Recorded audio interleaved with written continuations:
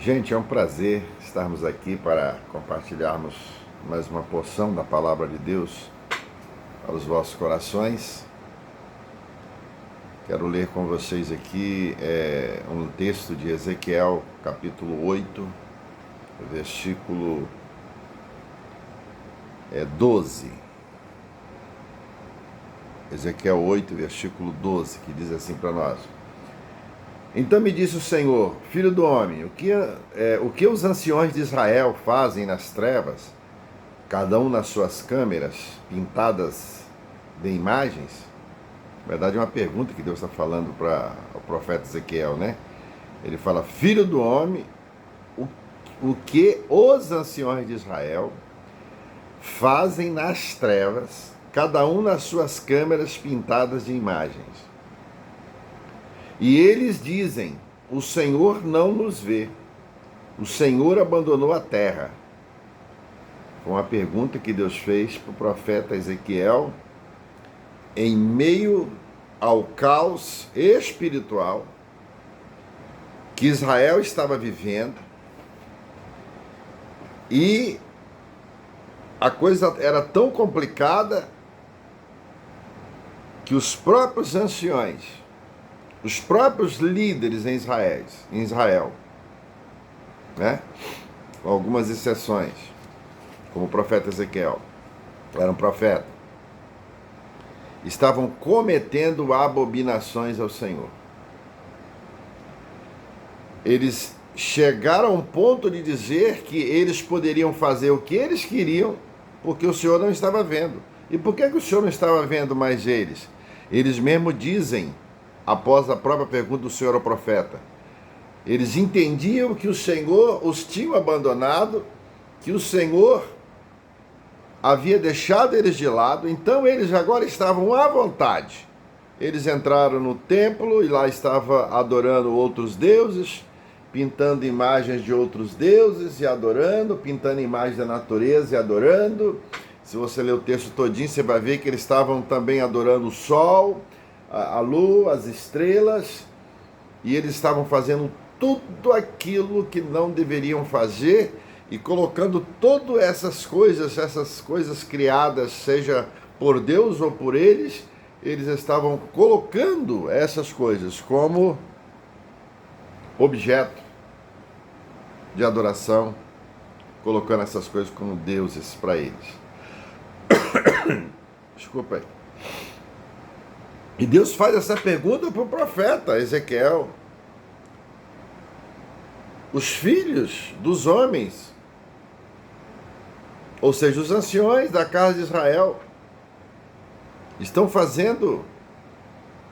fazem nas trevas e nas suas câmeras, estão pintando imagens, e eles dizem que eu não estou vendo, que eu não estou enxergando, que eu estou cego, que eu estou distante, que eu os abandonei. O que é que está acontecendo, filho do homem? Eles chegam a dizer, o Senhor não nos vê.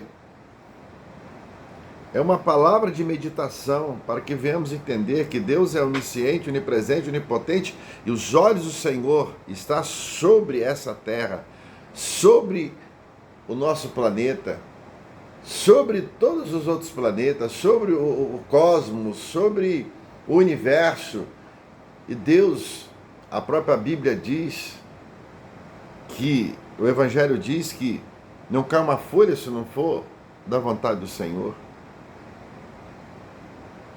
Ele até pergunta se nós teríamos a capacidade de nós mesmos contarmos cada fio de cabelo, para quem tem, né?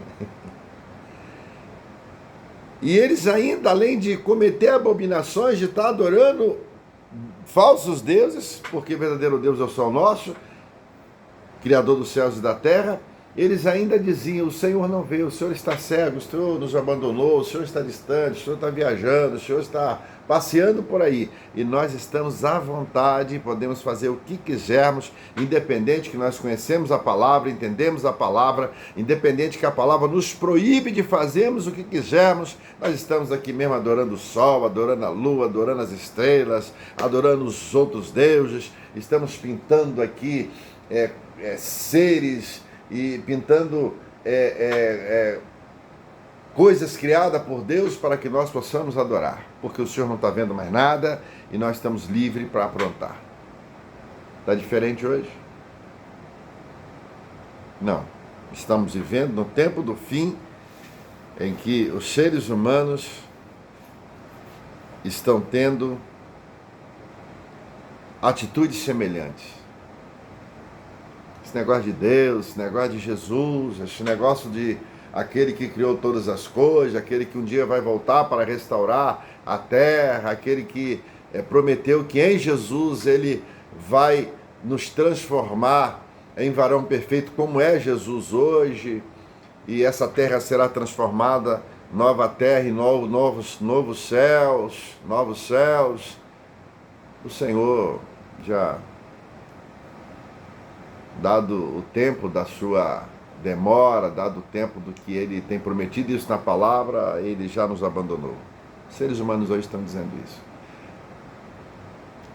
Talvez não estão verbalizando, alguns têm ainda a ousadia de verbalizar, mas talvez alguns não estão verbalizando, mas estão expressando isso pelas suas atitudes, pela sua vida, pela sua forma de viver, pela sua loucura de ter determinadas ações que vêm prejudicar outros seres humanos, que vêm prejudicar a natureza de Deus, que vêm prejudicar tudo de bom que ainda tem nesse planeta, deixado pelo Senhor Deus, em nome de Jesus.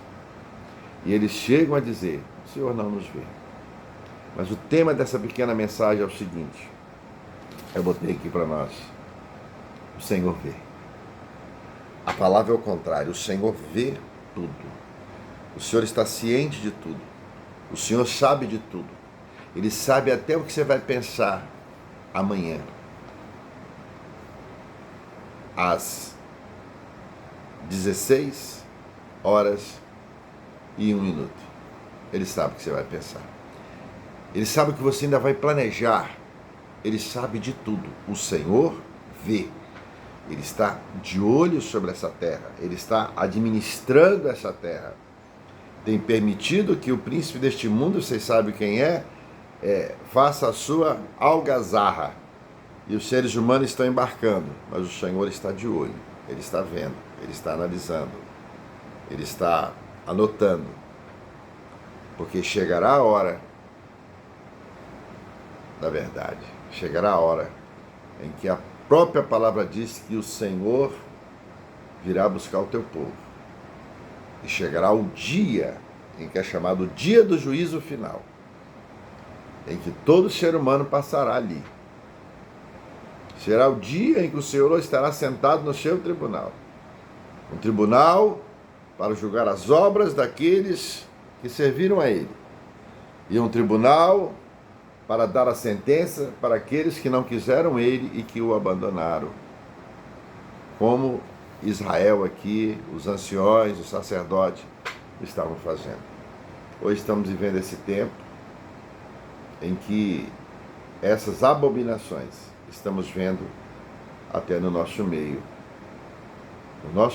cristão, no nosso meio, onde a palavra já estabelece para nós como devemos caminhar, como devemos prosseguir, como devemos seguir, como devemos viver e quais devem ser as nossas ações e as nossas atitudes.